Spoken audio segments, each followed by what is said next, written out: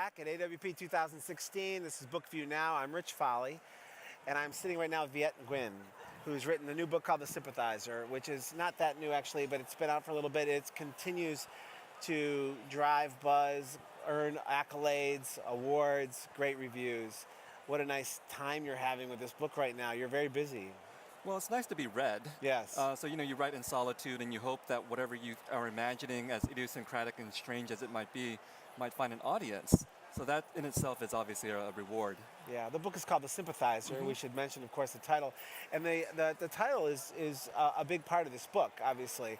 This is about a character in the book who is a Vietnamese. He's ostensibly from South Vietnamese, but he's not. He's a spy from the North Vietnamese, and he sympathizes, though, with both sides. Can you tell us a little bit about the title and where you started? Did it start with that, and how did it come to you? Well, it started because my agent wanted me to write a novel. The first thing I thought of was spy novel, because I like reading spy novels, and because there actually were these communist spies in the South Vietnamese hierarchy who had climbed very high, and it was always in the back of my mind that this would make a great historical story. And then the other dimension of it is that I wanted a man who was caught between two worlds. He's divided in loyalties, he's divided in terms of race because his father is French and his mother is Vietnamese. And this allows him to sympathize with different sides. That's his one talent, but it also turns out to be his tragic flaw as well. Yeah, it is a talent in the sense that that ability to understand, to empathize, is a rare thing for a lot of people who don't necessarily have lives in two worlds, like you did growing up and like your character does. It's something that I think in America, when you come here, you don't always see, that an understanding of another culture, the ability to sympathize or to empathize. This character came from Vietnam and is able to do that, whether it's with North Vietnam and South Vietnam or whether it's with the United States, where your character comes. Can you talk a little bit about that idea of an immigrant and their ability to empathize or sympathize, more so than an American, perhaps? Well, I think if you're an immigrant, and in my case, I was actually a refugee, which is a little bit different than an immigrant. Right. There's always that feeling of being in between places. Right. I was born in Vietnam, but I was made in America, is what I like to say. So that means I always never have felt quite comfortable or absolutely at home in either country or either society, which is not the greatest feeling. But for a writer, it's a very good thing, because that sense of discomfort. When did you understand that? I think from a very early age. I think my first memory was soon after we came to the United States. I was 4 years old, and we were settled in a refugee camp in Fort Indian Town Gap in Pennsylvania. And to leave the camp, you had to have a sponsor. But no sponsor would take my entire family of four. So my parents went to one family, my brother went to another, and my 4-year-old self went to a third household. And that was my beginning of memory of pain and of feeling I don't belong in this household that I find myself in, and why my parents abandoned me, which they hadn't. They didn't have any choice. But that was sort of the genesis of my identity as someone who, again, both Vietnamese and American, never quite comfortable in either place, never quite knowing what to call home. Yeah. Wow, your first memory of that. That's quite profound. The story also revolves around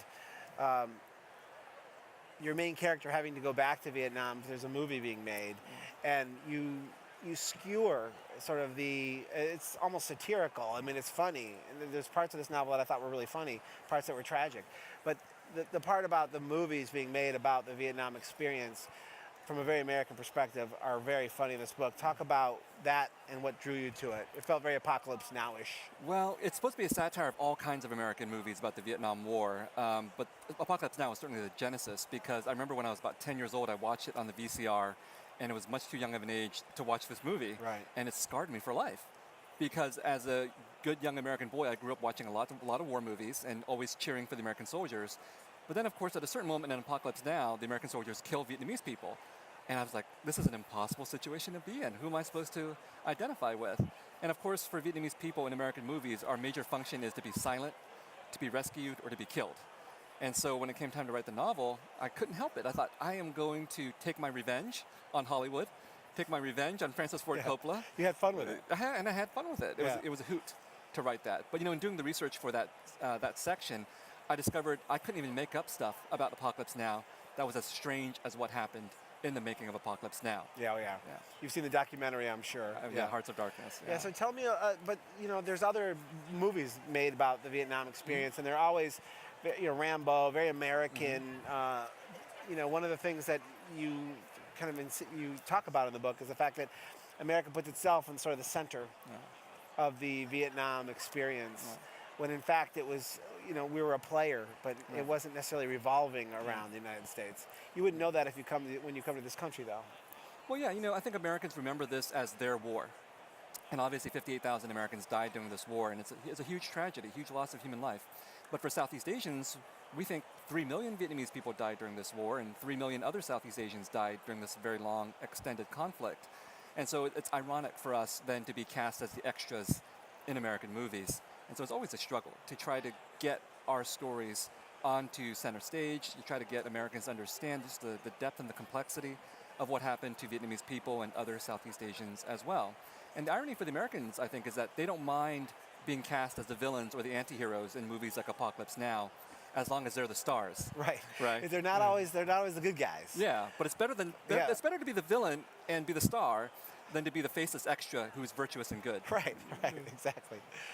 The other element about this that struck me is that when the South Vietnamese fled, it was either the fall of Saigon or I guess it could have been, the flip side when they were saving Saigon from the North Vietnamese side. But when the South Vietnamese left, I think there was always an impression, or at least as you read this, that these generals, these other people that were stuck in this country, that were running gas stations and doing things, that they were going to go back. At some point, they were going to be able to return to their country, and they were going to be able to reclaim their lives. Yeah. And that was the tragedy as I read this, that the sort of understanding that they weren't going to be able to have that world again. And that was true whether you were a general or a private or just a civilian. I grew up in San Jose, which had a very large Vietnamese community. And I just remember just the feelings of loss and anguish and bitterness that people had about having lost their country and dreaming of going back someday when communism had failed or when they could take the country over. And so part of the plot of the book is about these South Vietnamese soldiers who haven't given up the fight yet. And they're trying to organize a revolution to go back and take Vietnam from the communists. And that was real. I grew up in the community, and I would go to these community celebrations, and there would be pictures of these guys living in the Thai jungle wearing camouflage uniforms, getting ready to stage that revolution. And the point of it was that we were supposed to contribute money to help that cause. So it touched everybody in the Vietnamese refugee community. I did not realize that spies from the North Vietnamese side were actually sent into America and to continue the process of monitoring what was happening with the South Vietnamese soldiers or the South Vietnamese effort to come back and take it back. Well, there was a very famous spy who was sent here in the 1950s and studied in Orange County and then went back to become such a famous spy that everyone knew him but never knew that he was that spy. So that story partially inspires this. But that other idea that even after the war that there were communist spies sent here to infiltrate the South Vietnamese community, that's never been proven. But the South Vietnamese community certainly thought that it might be true. Right. And so that led to things like paranoia and killing people that some people in the South Vietnamese community suspected to be communist or communist sympathizers. So I grew up hearing these stories, especially about journalists who broached the idea of reconciliation with Vietnam, and that was completely unacceptable. And some of those people actually were murdered. The other element that I want to talk about a little bit is Vietnam itself. As we've begun to see an influx of fiction and nonfiction from Iraq and Afghanistan and the United States, people start to look at war differently. There's something, a different kind of war in Vietnam, but it's still in the present. It's still in top of mind in the United States, certainly, and certainly in Vietnam. When you decided to write The Sympathizer, what was your thoughts about the time between Vietnam War and now? My feeling is that Americans and also the Vietnamese want to compartmentalize the war. This is something that happened like 1965 to 1975. Now it's over. Now we can be friends.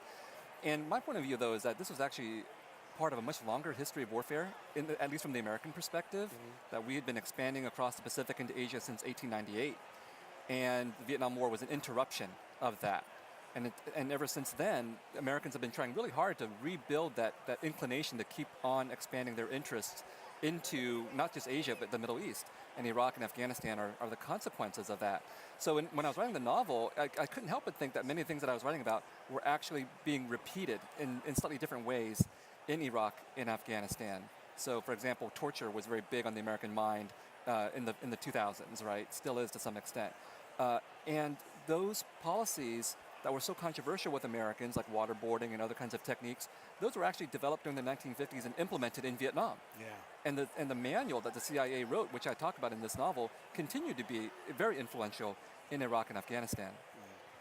A lot of this, I think about your life in two worlds. You said you weren't comfortable in either. Do you consider yourself a sympathizer to that degree? I mean, here you are having to sort of find your comfort, to find your home, to figure out what it is that feels like home to you, and to be empathetic, to understand other cultures at the same time. Do you feel that yourself as that character oftentimes, as a sympathizer?